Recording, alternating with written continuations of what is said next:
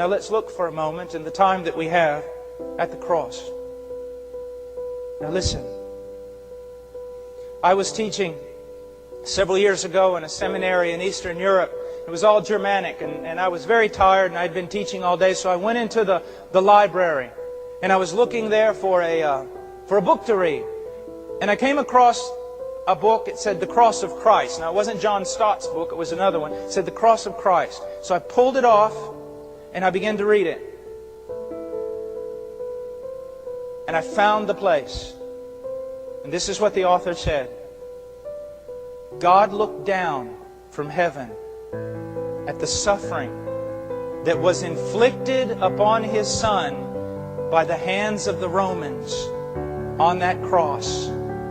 And He counted that as payment for our sin.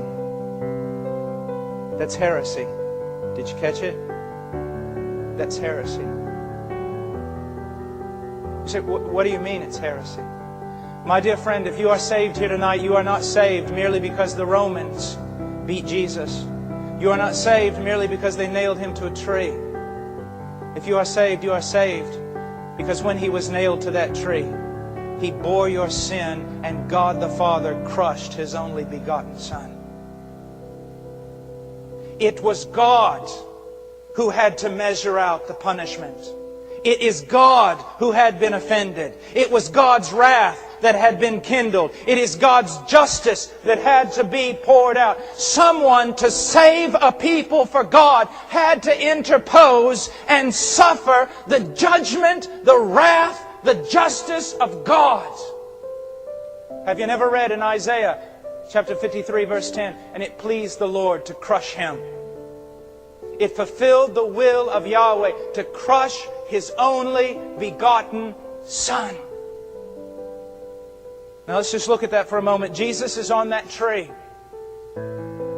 And on that tree He cries out, my God, why have you forsaken me? I heard one preacher, I've heard it several times, preachers saying God could no longer look upon His Son because He couldn't bear to see His Son's affliction. That's not what Jesus taught. What did He teach? My God, why have you forsaken me? Why have you abandoned me? He's directing us back to Psalms 22, and I want you to go there just quickly with me. We won't get through our text, but at least we'll get some of it. Psalms 22, verse 1. My God, why have you forsaken me? Far from my deliverance are the words of my groaning.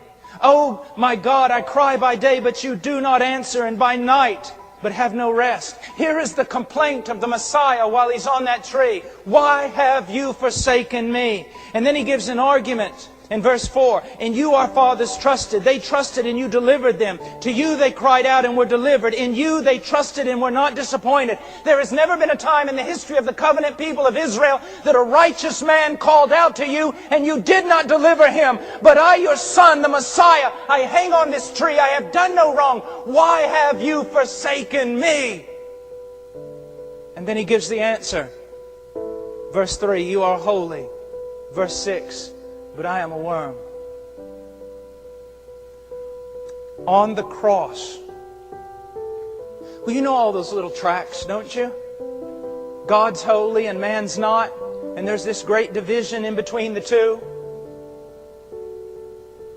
Don't you see, in order to close that breach, someone had to die outside of the favorable presence of God. Someone had to bear sin. Someone had to become a curse. Someone had to be like that scapegoat. The leaders of Israel would come out and lay their hands upon that goat, symbolically transferring the sins of Israel to that goat. One goat would be slaughtered and another would be driven outside the gates of the city, left in the wilderness to wander and die. So Christ suffered outside the gates of the city, cut off from God, cut off from His favorable presence, and cut off from the people of God, in order for that gap we're always talking about to be brought back together. Someone had to die, separated from God's favorable presence, and separated because He bore the sins of His people and became a curse. even before His own Father. Have you never read Galatians chapter 3? Cursed is every man who does not abide by all the things written in the book of the law so as to perform them. Every man who has broken even one law of God is under a curse. What does it mean to be under a curse? It's a very difficult thing. It's such a horrible idea. Let me put it to you this way. To be accursed means that before a holy God and a holy heaven, we would be so heinous in our sin, so vile, that the last thing we would hear when we took our first step into hell would be all of creation standing to its feet and applauding God because He's rid the earth of us. But then it goes on in Galatians 3:13 and it says, "But Christ redeemed us from the curse of the law." How? Becoming a curse for us on our behalf. The filth, the guilt, the shame before a holy God. The sense of being cut off from His favorable presence, of dying without Him. Separation. And then, not just separation, but wrath. Justice had to be poured out. It had to be.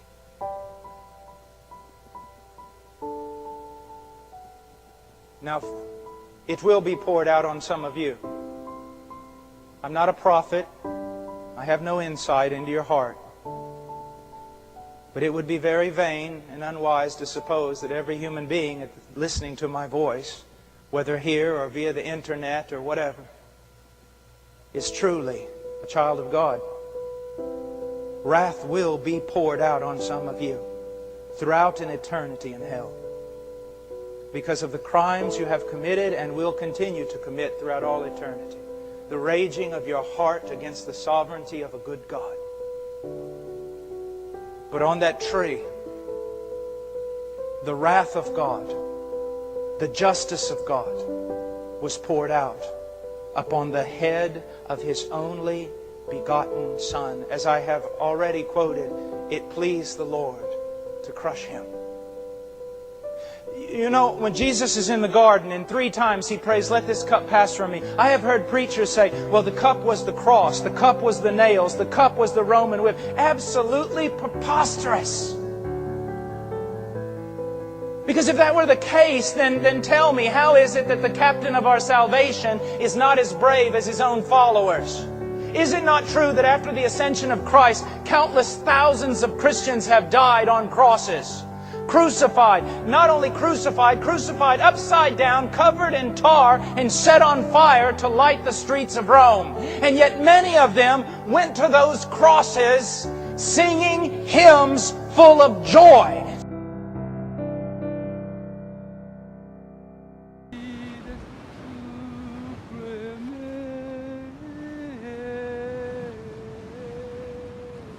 So you're going to tell me that the disciples of Jesus go to the cross singing hymns full of joy, but the captain of their salvation, the Messiah Himself, cowers in a garden and doesn't want to go? Do you honestly think that the Lord of glory feared a whip? What was in the cup? Throughout the Bible, it tells us what's in the cup. If I were to sum up all the prophets and put them all together, I could say something like this. God speaking, because of the iniquity and the rebellion of the nations, I will hand them the cup of my wrath, and I will force them to drink it, and they will drink it, and they will stagger, and they will die. Someone had to drink the cup of God's wrath to satisfy His justice. On that tree, Christ took the cup of wrath and drank it down.